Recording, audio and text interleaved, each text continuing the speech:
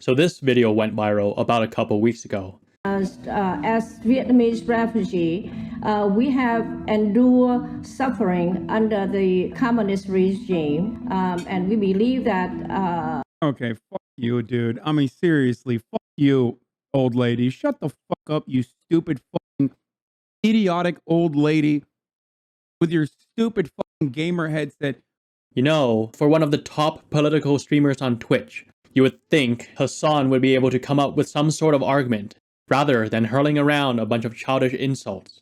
Who has fucked you harder, America or fucking Ho Chi Minh? Suck my dick, old lady. From what I can figure out from what he's saying here, he thinks that the war is a conflict between the United States and Vietnamese people, where she has to choose between Ho Chi Minh or the American side, rather than a civil war between South and North Vietnamese, with the South backed by the US and the North backed by the Soviets and Chinese. That is the communist narrative, that it was a unified Vietnamese people fighting against American imperialism. So of course he believes it. Unfortunately, a good chunk of the public believes that too. But for Vietnamese refugees specifically, like this lady, this view just doesn't match the basic fact. Simply look up when the war ended, and when the major wave of Vietnamese boat people refugees happened. As you can see from this data here, the number of refugees into the United States spiked in 1975 and again in 1979, with a large number of people making it out between and after that. The basic fact is, the war ended in April 1975, which makes it impossible for all of the boat people to be war refugees. Even for the wave in 1975, we actually have plenty of famous footage and photos of people trying to make it out to sea, to American ships, before the North Vietnamese army captured Saigon. We were fleeing communists and communism, not the war that was just ending. He can't comprehend the idea that there are Vietnamese who fought against communism and was fending off an insurgent incursion, then several full-scale invasions from the north. It's literally what the Ho Chi Minh Trail is for, to invade South Vietnam. She is complaining about the communists because she is a South Vietnamese allied with the United States.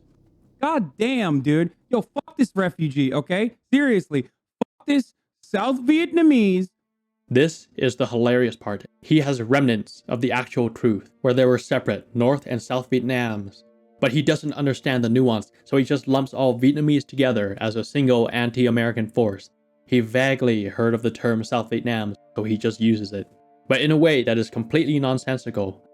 Motherfucking whatever, like a Christian supremacist psychotic fucking refugee. Generally, the divide amongst Buddhists and Catholics, not Christian, by the way, was pretty much resolved by the middle of the war in the late 60s, after Ngo Dinh Diem had been deposed. South Vietnam did not really have any of this conflict later on, especially after the Tet and Easter offensives from the north demonstrated that both groups needed to work together just to survive. Chances are, this lady is Buddhist, or even Catholic, as both Catholics and Buddhists alike fled the fall of Saigon. But Hasan here throws the word Christian around because he vaguely heard about it when learning about the Vietnam War. Living in America now and able to talk that shit. You can't argue back against a communist regime without them knocking on your door, so when she is now in a free country, she is completely free to express her opinions. Why don't you go back and live in South Vietnam in the same conditions, if that's your perspective? She can't go back to South Vietnam, because South Vietnam was destroyed. That's why she's a refugee in the first place. Let me make this crystal clear how moronic what he said was, by using Korea as an example. Because the Republic of Vietnam, Republic of Korea, and Republic of China are all sister, democratic capitalist nations facing a communist counterpart. Let's imagine for a second, if the North Koreans managed to invade and successfully destroy South Korea, many South Koreans would escape to Allied territory, while others are stuck there, only managing to escape later on. Then, when one of the ones left behind manages to make it out and tells the public about the suffering under communism, Hasan here goes and says, "Well, why don't you go back and live in South Korea?" What? That doesn't make any sense. South Korea was destroyed. How would you even go back? They wanted to be in the capitalist South, and now that it's destroyed, they would head to the US, Canada, or Australia, like a South Vietnamese did. This is why the Vietnamese community here flies the South Vietnamese flag, Because we fled the destruction of our country. We fought the war for 20 years, resisting the attempt from the North to destroy us. We may not have been successful, but the 20 years of fighting proves that we did not flee war and stood to fight for our country.